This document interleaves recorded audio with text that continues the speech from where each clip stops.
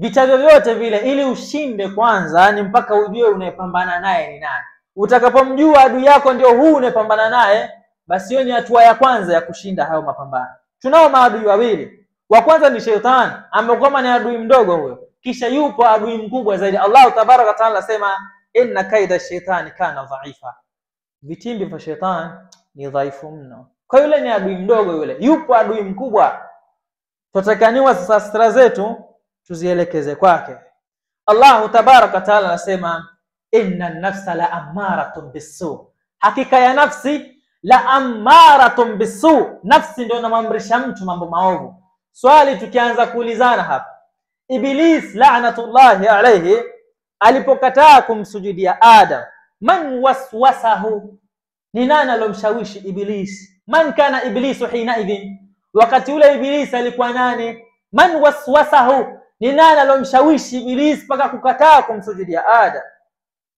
Nafsu, ni nafsi yake mwenyewe.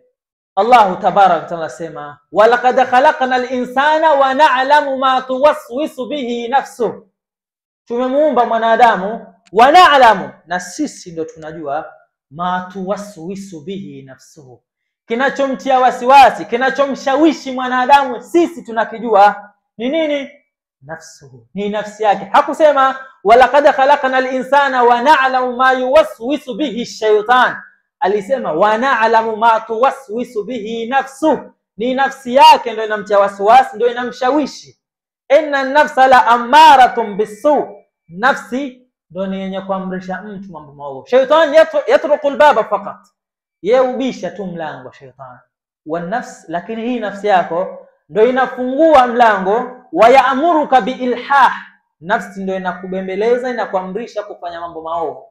Na ndio maana Allah tabaraka wa taala ndani ya Qur'an anatueleza jambo lolote utakalolifanya unalifanya kwa nafsi yako. Faman absara falinafsihi, atakayeona hii ni kwa faida yake mwenyewe, yaona kwa nafsi yake. Na kwenye sura Fussilat anasema waman amila salihan falinafsihi, anayetenda matendo mema falinafsihi, hii ni kwa ajili ya nafsi yake.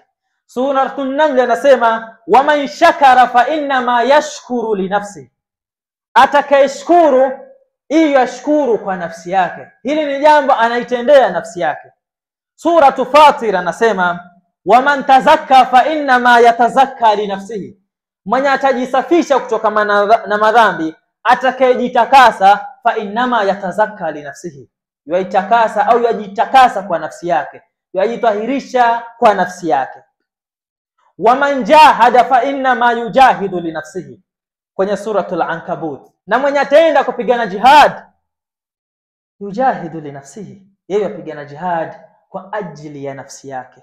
Suratu Yunus anasema famani tada, na mwenye ataongoka fa inna ma yahtadi li nafsihi, yaongoka kwa ajili ya nafsi yake. Suratu Muhammad waman bakhila fa inna ma yabkhala an nafsihi, na mwenye atakuwa bakhili, atakuwa mvivu, atakuwa mgumu, atakutoa kusaidia hawezi, yabkhal li nafsihi, yeye anakuwa bakhili kwa nafsi yake. Ama Suratu Nisa anasema waman yaksibu ithman, na mwenye atatenda dhambi fa inna ma yaksibuhu ala nafsihi, anatenda dhambi kwa ajili ya nafsi yake. Ni nafsi yake, si shaytan.